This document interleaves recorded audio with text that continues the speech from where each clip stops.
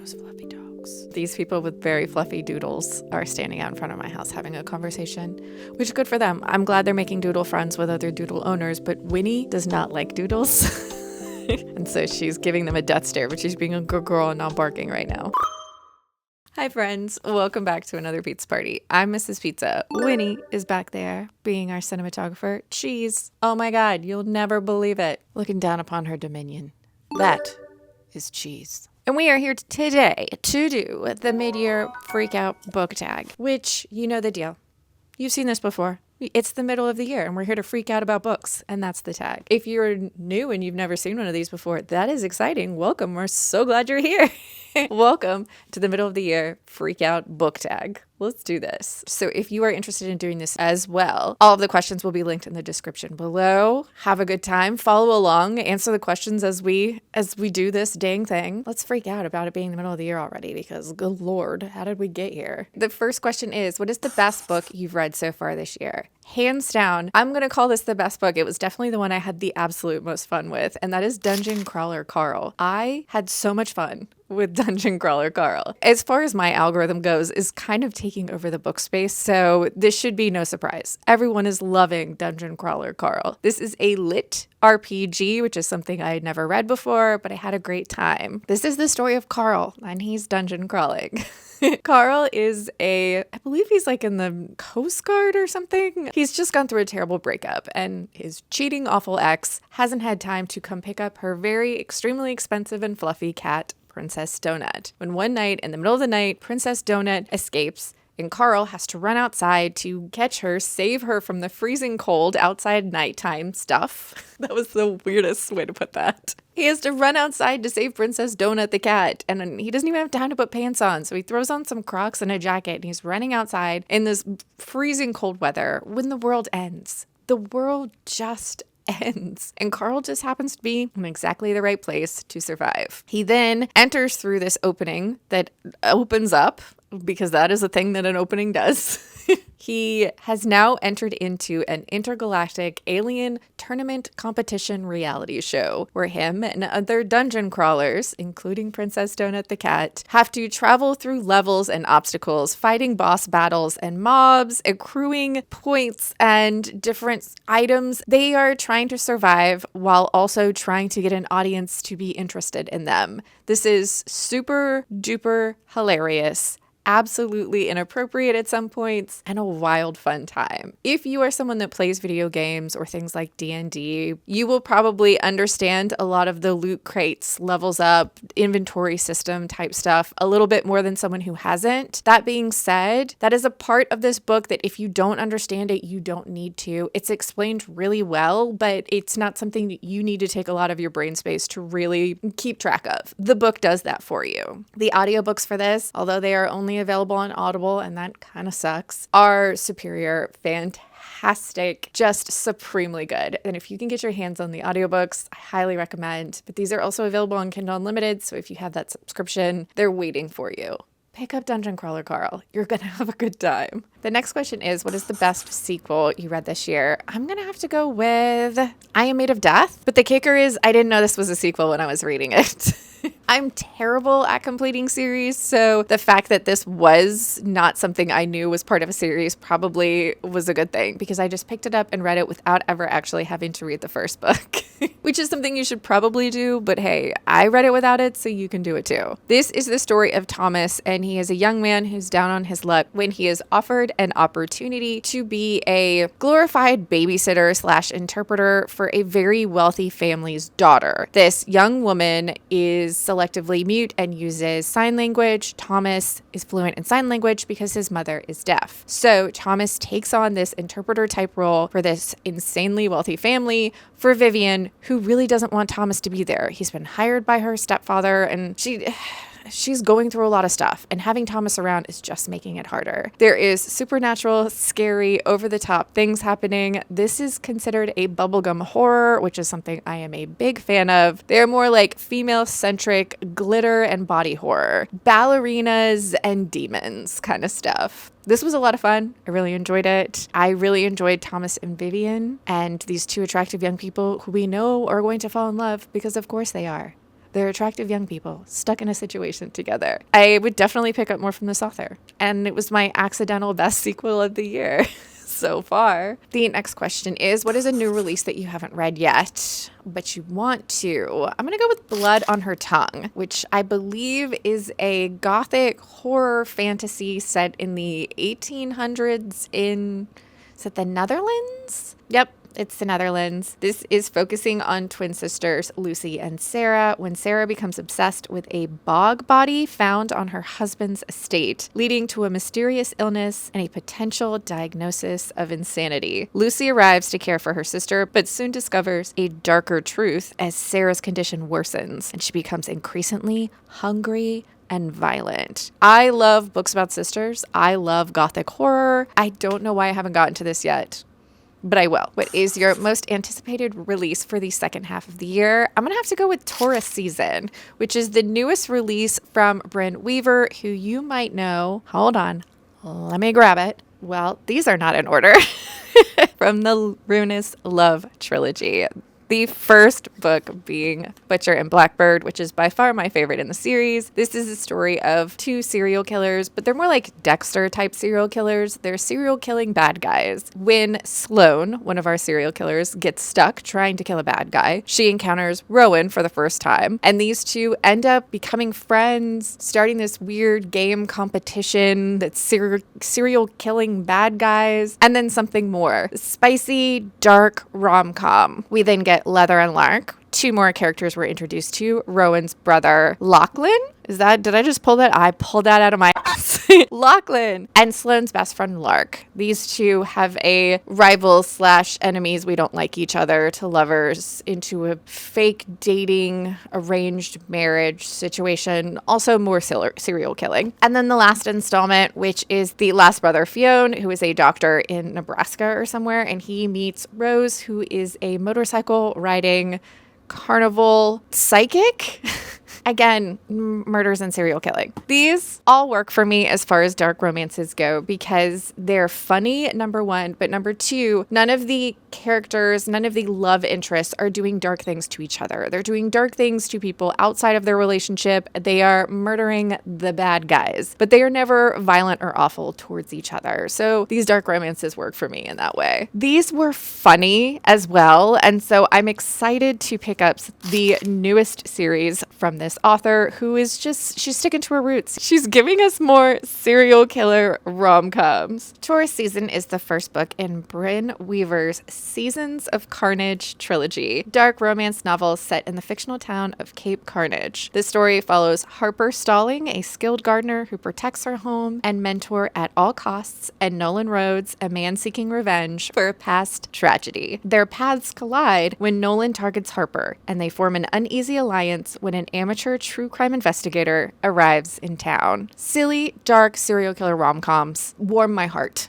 Warm my heart. The lists of content warnings and trigger warnings for these books in the opening honestly have me completely giggling and ready to go. They're so unhinged. These are dark, so be prepared for that, but I'm actually really excited for Taurus Season. Number 5, what was your biggest disappointment? I'm going to have to go with Rain and Ruin. I picked this up because I saw so many people absolutely loving it. This was touted as fantasy romance for the fantasy lover, more of an epic fantasy romance. I had the hardest time getting through this. I think it had a lot to do with me and when I was trying to read it, and that's unfortunate, but I just could not get into this world. As much as I love politicking, it felt like we were going around in circles with a lot of these characters and letting characters get away with a lot of things that we shouldn't have. I just didn't really love this. I didn't give it 2 stars or anything. This wasn't a terrible book, but it was a disappointment that I didn't love this one because I really thought this was going to be one of those books that hit it out of the park for me. Number 6, what was your biggest surprise? That would have to be the Rebel Blue series by Layla Sage. I picked this up on an absolute whim at a cute little romance bookstore near me. I had been saying that I didn't think contemporary romance was even really for me anymore. And then I dove headfirst into cowboy romance and read this entire series in less than 2 months. I really enjoyed this. These are cowboy romances taking place on this ranch called Rebel Blue Ranch in Wyoming, following this main cast cast of characters that are the siblings and like one extra of this family that lives there and has grown up there. Everything is magical and sunshiny, and there's horses and cowboys. It gets steamy. There's a dive bar they all go to. We start the series off with Emmy, and she is a barrel rider who has just left her life behind. She quits her job, moves out of her apartment, packs up her car, and breaks up with her boyfriend on a Post-it note and heads back home. And when she gets there to her best friend's house, they don't tell her family that she's in town yet because she needs some time to wrap her head around the fact that she's just exited the future she thought she had after a traumatic event. She goes to the dive bar in town where she runs into her older brother's best friend, Luke Brooks, and these two have an instant connection that they have to keep secret because he's her older brother's best friend and has been since childhood. These books are sweet and lovely. They feel like a hug. There's tensions, obviously, there's dramas, but still, like, it's never big, crazy stuff. I enjoyed this. The setting was phenomenal, and there's horses and cowboys. Like, come on.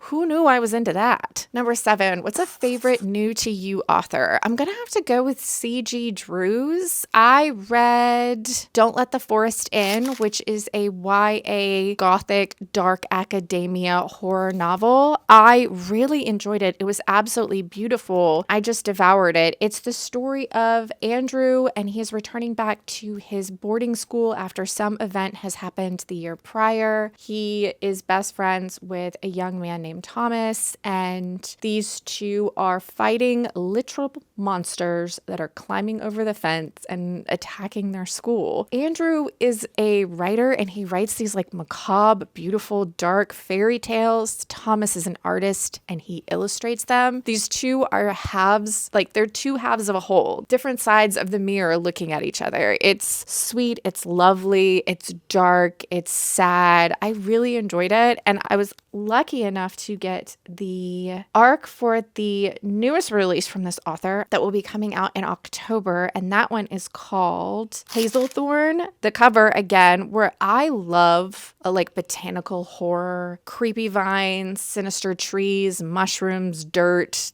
That is my jam. And so once again, I'm pretty sure that's what we're getting. I'm so excited to pick up the next book. I'm so excited to pick up another book from this author. I'm really, really enjoying their kind of horror. It fits me well. Number 8, who's your newest fictional crush? I don't have one. I don't feel like I actually get fictional crushes. I'm sure I do. I don't want to sound like I'm too cool for that. I just don't. Like, no one pops into my mind. I can enjoy a character and like think they're swoony, but I'm not like hoping they show up at my house. Number 9, who's your newest favorite character? Hands down, the gargoyle from The Night and the Moth. The gargoyle in this book is hilarious. He calls everyone Bartholomew. The conversations he has with people, his inability to get some of these sayings and phrases right, but yet he'll have these amazing moments of having really deep, poignant things just come out of his mouth out of nowhere.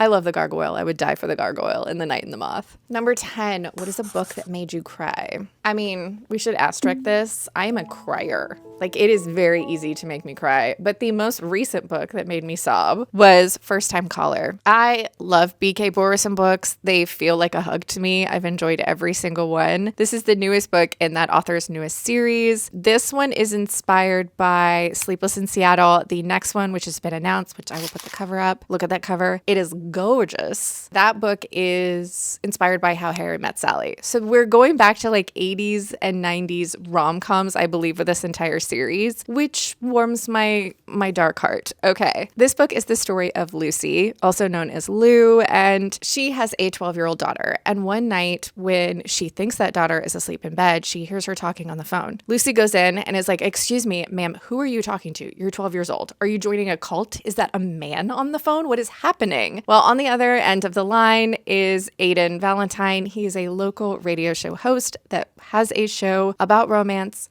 on the radio / podcastiness. He's not a usual podcasty guy, but he's a podcast guy. Lucy's daughter has called in because she wants Lucy to have a romance, to have a life. She's worried that her mom isn't getting out there. And so this catapults Lucy and Aiden down a path when Lucy having a conversation with him on the phone about how she didn't even realize how lonely she was, but she doesn't want to work hard for romance. She just wants it to be magic. She wants it to feel meant to be. This goes viral, like absolutely stupid viral all over the internet. So now Lucy and Aiden, riding the wave of this viral moment, have a radio show together where they're trying to find Lucy the love. I really enjoyed this. It was really sweet. It was really fast. This author is really good at making you care about every single character on the page. I enjoyed it. It made me cry, but it's really not that hard to make me cry.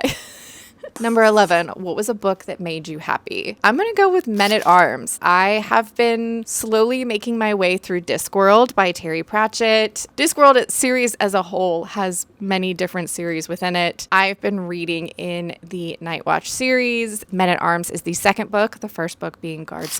I loved Guards, so I picked up Men-at-Arms. I loved Men-at-Arms. Guards starts off with a young man named Carrot whose father pulls him aside one day and is like, hey buddy, I don't know how you don't know this, but we are all dwarves here. We're like 5 feet tall. And you, topping off at like 6'5", are not a dwarf. You are a human. It is time you go spend some time with some humans. And so Carrot's father finds him a job in this great big city in the world, and he goes to be a member of the City Watch. Well, the Night Watch, to be more specific. The thing about dwarves is they're incredibly straightforward and literal. They don't do sarcasm. If you say something to a dwarf, they're going to take you at face value. And so now we have Carrot, who takes everything literally, working in this great big city with all these people that are like satire, and everything's hilarious. All these characters are so well fleshed out, and you're going to laugh as Carrot and the other members of the Night Watch try and solve a mystery, go on an adventure in this wild and crazy city in Discworld. I then picked up Men-at-Arms, which is a continuation. We get more of the characters we love. We then get 3 new characters that are introduced to the Night Watch. We get a dwarf, a troll, was it?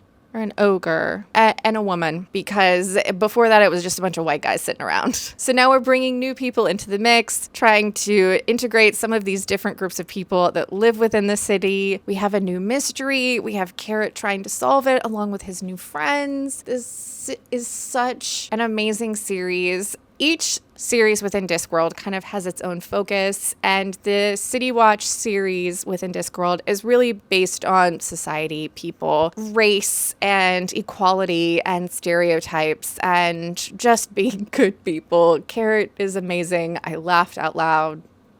I love Discworld. Number 12 is what is the most beautiful book you bought so far this year? I almost showed it to you upside down. The Night and the Moth. And pages are absolutely gorgeous. They match the sprayed edges.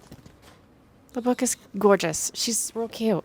I've actually seen a bunch of the special editions of this, because this is just the Barnes & Noble exclusive edition, but there's a lot of really beautiful special editions of this book. And I enjoyed it too, so there's that. I don't think I even told you what this one was about when I started touting how much I loved the gargoyle, did I? This is the story of Six, and she is one of 6 young women who at the age of 10 is brought to work at the cathedral in this fantasy world. Her and these other girls spend 10 years of their life divining from dreams. Nearing the end of their service, the newest king and all of his knights arrive for his fortune to be read. It goes away.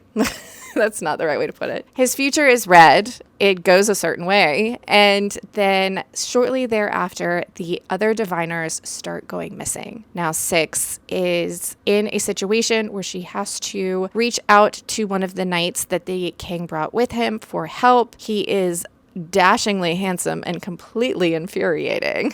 And Six goes on an adventure to try and find and save the other diviners. This was a really fun, good time. I really enjoyed it. If you like this author's other series, you're going to love this. The Gargoyle, as I said before, is a highlight. I really like how this author does a great job of when they are creating magic systems, they like to make consequences for using magic. Their magic systems are always very original. I wouldn't say I was surprised by any of the plot twists or anything like that in here, but I do think they're really well set up. This book was a fun and entertaining ride, and that's all I really needed it to be.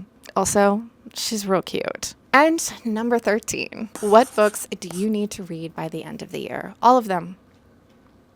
All of them, all of the books in my house, and then some more that are going to show up because that's how I live my life. I have reached the point where setting any sort of TBR or expectations for myself does not work out well. My brain says, absolutely not. We don't like plans. So I am a moody mood reader. I pick up whatever hits me at the moment as the thing I need to read, and that's what works for me. So I'm not even going to go out there and say I need to read this, because then my brain will say, like, girl, we ain't never going to read that now. Everything. I need to read everything. But that, kids, is the end of the mid-year book freak out tag. Maybe I got that in the right order. If you had fun hanging out with me and the dogs, please subscribe. I hope you're reading good books out there wherever you are, and I love to hear about them. And why don't you go to the mid-year book freak out tag too? And I'll see you next time.